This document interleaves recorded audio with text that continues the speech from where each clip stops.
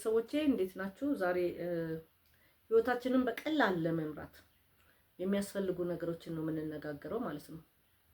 አዲስ ነገር ሲገጥመን፣ አዲስ ቀጠሮ ሲኖረን፣ አዲስ ክስተት ሲኖረን ያለመድነውን የፀጉር አሰራር አንሰራ። ምክንያቱም ጊዜው ሊረፍድብን ይችላል። ለምሳሌ የተሻለ ነገር አረኩ ብዬ የተሻለ ነገር ተሰርቼ ሳያምርብኝ ሲቀር ወይም ደግሞ አለባበሴም የተለየ ለመልበስ ስሞክር ወይም ደግሞ የማይሆነኝን ነገር ለማድረግ ስሞክር ጊዜው የቀጠሮ ጊዜም ሊያልፍ ይችላልና እንደ ኖርማል ወይም ደግሞ በሰው ዘንድ ምን ይገጥማቸዋል መሰለ እኔ ስለቀጠርኳት በፊት የማትሰራውን አይነት ተሰርታ መጣች። ያኛው ሰው ብዙ ሪስፔክት እንዳረግ ነው እንዳያስብ ይጠቅመናል ማለት ነው። ማለት እንዳንገመት ሰው ደግሞ ሚስጥር ከነገረ በኋላ ታማኝ መሆን መቻል አለብን። አለበለዚያ ያንን ሚስጥር ብሎ ባወራልን ነገር እኛ ለሌላ የምናወራ ከሆነ በዛ ሰው ዘንድ ታማኝ ማንሆን ሚስጥርም ያው ሚስጥር የባቄላ ወፍጮ አይደለም ይላል። የባቄላ ወፍጮ ዝም ብሎ እየከካ ነው መሰለኝ የሚያወጣው። ስለዚህ ይሄን ነገር ማድረግ መቻል የለብንም። ከቤተሰብ ጋር ስንሆን ስልክ መነካካትም የለብንም። ብዙ ጊዜ እኔ አንዳንድ ሰዎች ቤት ሄዳለሁ ልጠይቃቸው ስልክ ይዘው ቁጭ ይላሉ ማለት ነው። ወይም ደግሞ ስልክን እያዩ እኔ አላቅም። እኔ አንዳንድ ሰው አስተሳሰብ አሁን ትላንትና አድሮናል። በቃ ይሄ ሱሰኛ ስለምንሆን ከዛ ሱስ ለመውጣት በጣም ይከብዳል። እኔ አሁን ለምሳሌ ምን ሱስ አለብኝ መሰላችሁ? ስራ ስሰራ ዩቲዩብ ከፍትና ጆሮዬ ይሰማል ማለት ነው። ስራው የሚሄድልኝ በእንደዚህ አይነት ነገር ነው። እውቀትም አገኝበታለሁ። ስፔሻሊ እነዚህ መንፈሳዊ ነገሮች እያዳመጥናቸው በሄድን ቁጥር ውስጣችን እየገቡ ይሄዳሉ ማለት ነው። ስለዚህ የግድ መክፈት መቻል አለብኝ ስራውን እንድሰራው ማለት ነው። አሁን ይሄ ሱስ ነው። በቃ ጆሮዬ መስማት ማዳመጥ አለበት ማለት ነው።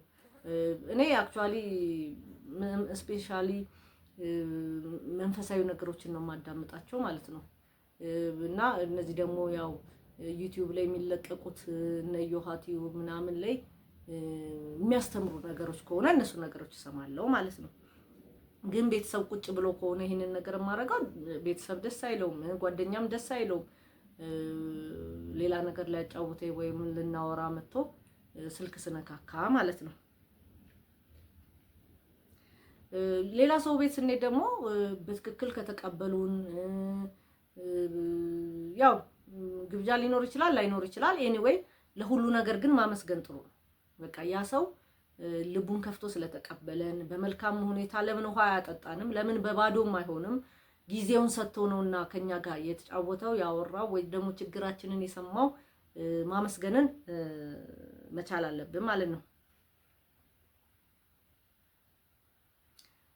አንድ ሰውን ከወደዱት በኋላ ችግር ሊፈጥር ይችላል። እንግዲህ መውደድ ስንል ጾታዊ መውደድ ብቻ አይደለም፣ ኖርማልም በጓደኝነት ልንዋደድ እንችላለን።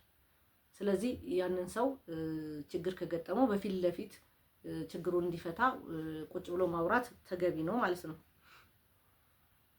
በጓደኝነት ላይም ደግሞ ያለህን ክብር አትጣ። በጣም ብትወደውም ያን ሰው ብታከብረውም አንተ የራስህን ክብር አሳልፈ ዝቅ አታድርግ። በመንፈሳዊ ላይ በእርግጥ ዝቅ ያለ ከፍ ያለ ነው የሚለው።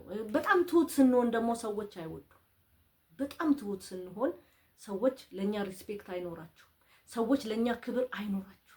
ስለዚህ ክብራችንን እንዳናጣ ትሁት የምንሆንለት ሰው ለማን ነው ማለት እየተልመጠመጠ ነው ወይም እየተለማመጠኝ ነው ብሎ እንዳያስባችሁ ማለት ነው። ማንን እንደምታምን ደግሞ ተጠንቀቅ። በጣም ብዙ ጊዜ ችግር የሚፈጥርብን እነዚህ ነገሮች ናቸው። ሁሉንም ሰው እናምናለን። ያደረግነውን ያልነውን ያሰብነውን ሁሉ እናወራለን። ዞሮ ዞሮ ችግር ይገጥመናል ማለት ነው። ስለዚህ ማንን እንደምናምን ለማን ሚስጥርን እንደምንነግር ማወቅ መቻል አለብን። አለበለዚያ የነገርነው ሚስጥራችንን የት እንደምናገኘው ያው ስናገኘው ደግሞ እናናደዳልና መጠንቀቅ መቻል አለብን። አስፈላጊ በሚሆን ጊዜ ደግሞ እምቢ ማለትን ይማሩ። አንዳንድ ጊዜ ሰዎች እምቢ ማለት የክፋት ያረጉታል። እነሱ ላይ ያረጉት ይችላሉ። እምቢ ማለትን ግን መልመድ መቻል አለብን። በጣም ህይወታችንን ሚስ ውስጥ የሚከተው ይሄ ነው። ለሱም እሺ ለዛኛውም እሺ የማንችግሩን እኛ እየተቸገር ለሰው መስጠት የተለያየ ነገር የምናደርገው ነገር አለና እምቢ ማለት መልመድ መቻል አለብን። ለሰውነታችን ያካል በምንችልበት ጊዜ ያካል እንቅስቃሴ ብቃት ማድረግ ተገቢ ነው። ስለሚጠቅመን ማለት ነው። ሰውነታችንን ጤናችንን ስለሚመልስ ጤናማ የእንቅልፍ ልማድ ይኑረን። ጤናማ የእንቅልፍ ልማድ ማለት በትክክለኛው ሰዓት መተኛት፣ በትክክለኛው ሰዓት መነሳት ማለት ነው።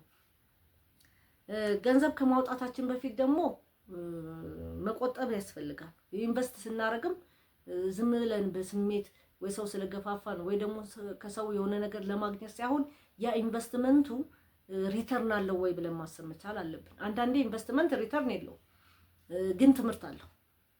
ትምህርት ልናገኝበት የምንችለው ላይ እናድርግ ማለት ነው።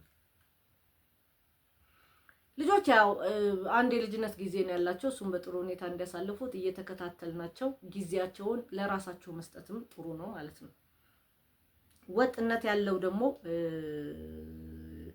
ያለው ሰው መሆን መቻል አለብን። አንድ ጊዜ የሆነ ነገር ሲመጣ ወደዛ፣ የሆነ ነገር ሲመጣ ወደዚህ፣ የሆነ ነገር ሲመጣ ደግሞ ወደዛ ማለት መቻል የለብንም።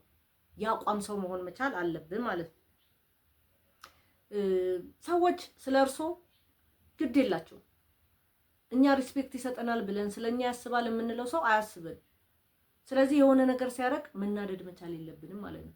ማንም ሰው ስለኛ ግድ እንደሌለው ልታውቁ ይገባል። ስለዚህ ለራሳችሁ ግድ እንዲኖራችሁ፣ ለራሳችሁ ሪስፔክት ሰዎች እንዲሰጧችሁ፣ ራሳችሁን ለራሳችሁ ደጋፊ መሆን መቻል አለባችሁና የተሻለ ቦታ ስታገኙ ሰዎች ወደ እናንተ ለእናንተም ክብር ይሰጣሉ ማለት ነው። ራሱን ያላከበረ ሰው ደግሞ ሰው አያከብሩ። ስለዚህ መጀመሪያ ራሳችሁን ማክበር መቻል አለበት። እርሶን ሁልጊዜ ሰው እንዲያዞት አይጠብቁ። ስራውትን በአግባብ መስራት መቻል አለቦት። ለራስዎት ክብር ሲሰጡ ሌላውም ሰው ለእርሶ ክብር ይሰጣል ማለት ነውና አመሰግናለሁ ቤተሰቦቼ። ይህን ፕሮግራም ላይክ ሼር ያላረጋችሁ ሰዎች ላይክ ሼር እንድታረጉ ትጋብዛችኋለሁ።